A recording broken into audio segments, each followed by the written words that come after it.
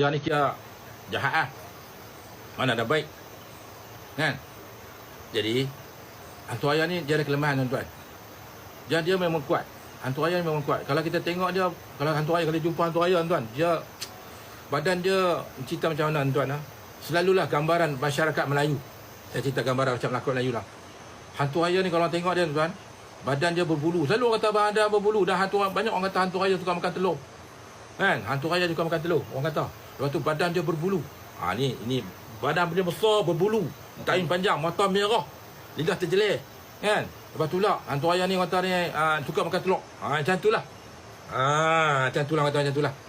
Jadi kelemahan hantu ayah tuan-tuan, jangan pandang dia. Kalau jumpa lah. Saya tak jumpa lah. Kalau tuan-tuan terjumpa hantu ayah, jangan tengok badan dia. Kalau tengok badan dia, badan dia, kalau kepala dia lama-lama kita akan nampak dia makin besar. Ingat tak? Hantu ayah ni kalau kita tengok dia lama-lama dia makin besar. Kalau tengok kepala dia, badan dia. Jadi cara dia tengok kaki dia. Ni kata dah. Orang kata hantu tak pijak tanah dia tak. Dengar cerita dulu. Petua. Tengok kaki dia. Dan dia akan kecil-kecil hilang. Tu hantu ayah. Kan? Tapi kalau tak nampak macam mana? Tak nampak kelemahan hantu ayah. Setiap orang yang hidup, manusia hidup, tak kisahlah sama ada binatang atau manusia ataupun jin, dia tetap ada kelemahan. Kelemahan hantu ayah ni tuan-tuan, mulut kita. Dan dengar. Kelemahan hantu ayah mulut kita. Bukan mulut tuan je, mulut kita. Dengar tuan. Kelemahan hantu ayah mulut kita. Hebat terang mana hantu ayah, garang terang mulut kita. Saya pernah tengok hantu ayah depan-depan. Yo. Hantu ayah lah. Ulang balik . Kelemahan hantu ayah, mulut manusia. Kenapa mulut manusia? Tuan-tuan. Dengar saya kata. Kelemahan hantu ayah, mulut manusia. Mulut kita. Contohlah. Ali belah hantu ayah. Macam mana kita nak settle hantu ayah, mulut kita? Cara macam ni. Contohnya hantu ayah Pak Rahim. Dia selalu kacau orang. Dia selalu kacau orang, hantu ayah ni lah. Jadi macam mana kita nak settle masalah ayah? Mulut kita. Kata macam ni. Tuan-tuan belajar, saya ajak petua tuan. Saya tak ada doa lah, saya ajak petua. Banyak sini saya ajak petua tuan lah. Doa ni kalau kata 100 kali live sekali saya ajak. Dengar. Kata ni. Hantu ayah Pak Rahim lah. Dia suka kacau. Tuan-tuan tahu tak? Hagi orang kata, saya ajak ni tuan, hagi orang kata, ni tak boleh, ni berdosa. Ni tak boleh, ni syirik. Ni tak boleh, dia kata macam-macam. Semua dia kata macam-macam. Tapi saya dengar tuan-tuan macam, tak boleh buat ni syirik. Tak boleh kata macam ni. Tak boleh bagi hantu, berdosa, hantu syirik.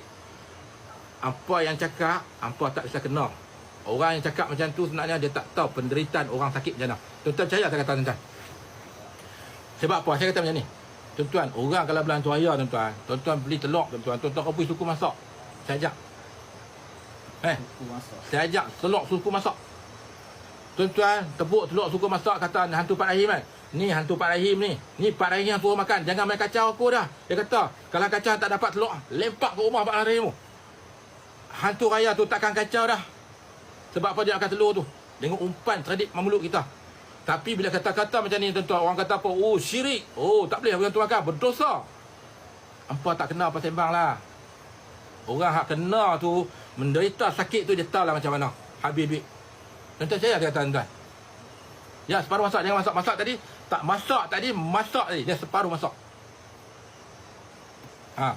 Saya kata siap. Orang hak cerita ni, syirik. Jangan buat. Apa tak bisa kena. Apa sembang besar boleh lah. Kena sakit, menderita, menggelupur, tak bangun-bangun. Habis duit beribu-ribu, bercerai rumah tangga. Barulah apa nak kena rasa macam mana. Sampai tak boleh bangun baru rasa. Tapi yang saya ajak petua saja. Kelemahan dia mudah yang mulut. Cari telur suku masak. Rebus agak suku masak. Tepuk elok kata. Ni orang suruhan Pak Rahim. Dengar kata saya elok. Hey jin suruhan Pak Rahim.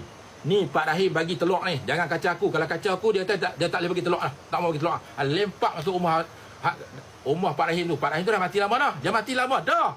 Kan? Jadi, dia takkan kacau kita dah. Sebab apa? Dia tunggu telur tu. Padahal Pak itu matilah marah.